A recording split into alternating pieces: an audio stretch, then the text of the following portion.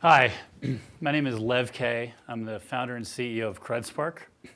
I'm here to talk to you about the fade in formality, which is happening everywhere, not least of which in learning, okay? Across society, every aspect of our lives has become less formal, and learning is no exception. These days, we expect to learn where we want, when we want, wearing whatever we want, particularly after we leave school. A brief history of workforce learning. I like to call the first 9,000 years of human civilization the pre-diploma era, okay? And these had a few key characteristics. You learned on the job or you starved. Everything you learned was highly relevant to your job, and therefore it had a high ROI, right? And all the burden and the expectation of investment in your learning was on you. Now, around the time that the universities of Oxford and Bologna were founded, we entered this glorious period that we're in the twilight of now, called the Diploma Era. Very different than what had gone before. Suddenly, we were learning before the job, right? Learning to get a job. And we had the luxury of learning lots of job irrelevant things just for our own enjoyment and edification. The ROI in learning rose and then started to plateau, as it is today. And society decided to invest heavily in learning and in helping the individual. It is my belief, and perhaps yours, that based upon everything I'm reading and seeing, over the next few decades, we're going to see a phase shift again towards the post-diploma era, which is going to be characterized by an increase in the prevalence of informal learning and going to resemble the pre-diploma era in terms of the relevancy of what you learn, the job specificity of what you learn, and the burden on you to do that learning. So this shift is going to have winners and losers. Let's talk about who those are. Who's going to lose? Your traditional post-secondary programs are going to lose if they don't innovate. Seat time training programs are going to lose. We're already starting to see this. And monolithic credentials that tend not to change, that don't provide good value in terms of signaling to the labor markets, they're going to lose. Who's going to win? Learning curators, right? MOOCs, coding camps, Degreed, and similar sort of learning curation platforms. Media businesses that start to think of themselves as having a broader reach and significance than simply putting out a bunch of content and paying for it through display advertising. And even marketers are going to benefit from this shift. What ties together the winners is they're going to have a teacher's mindset. They're going to think like teachers as far as how to support individuals that are paying attention to them. And they're going to find learners very, very broadly, right? They're not going to assume that they have engaged learners. They're going to invest in actually engaging people, right? And their content, rather than being like a single undifferentiated loaf, is going to be snackable and nutritious, all of which will be underpinned through frequent low-stakes formative assessment.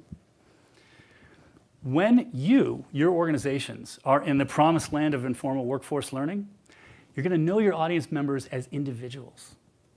You're going to support them as a great teacher would support her students along their journey. And this greater mutual understanding between you and your audiences is going to build trust, which is going to foster growth both for you and for the individuals you're relating to. Let's talk about some of the very detailed specifics, right? In the old world of workforce learning, formal learning, right? The teachers were university faculty and they were formal trainers. In the new world, it could be anyone, industry influencers, bloggers, editors, brand marketers. Learners, again, they used to be enrolled students or employees suffering through, multiple days at the training center, right? In the new world, your learners are casual readers, subscribers, followers on social media, customers, prospects, anyone. Content, old world of workforce learning, was one size fits all, long form, sit and get, and suffer. The new form of content in workforce learning is about personalization based upon data about you that's delivered in stream at the point of need. Measurement used to be only, if it was done at all, high stakes formal assessment, licensure, certification, et cetera. Today, it's knowledge checks, it's quizzes, polls, surveys, it's stealth assessment. You're being assessed even when you don't know that that's what's going on. If you are prepared for the shift to informal learning, You will deepen your audience intelligence, and in the process, deepen their trust of you and loyalty with you. That will make your relationships more sticky with them over time. In so doing, you will create unique proprietary data assets and unlock new revenue models for your business. And finally, you will gain greater significance in the lives of your audience.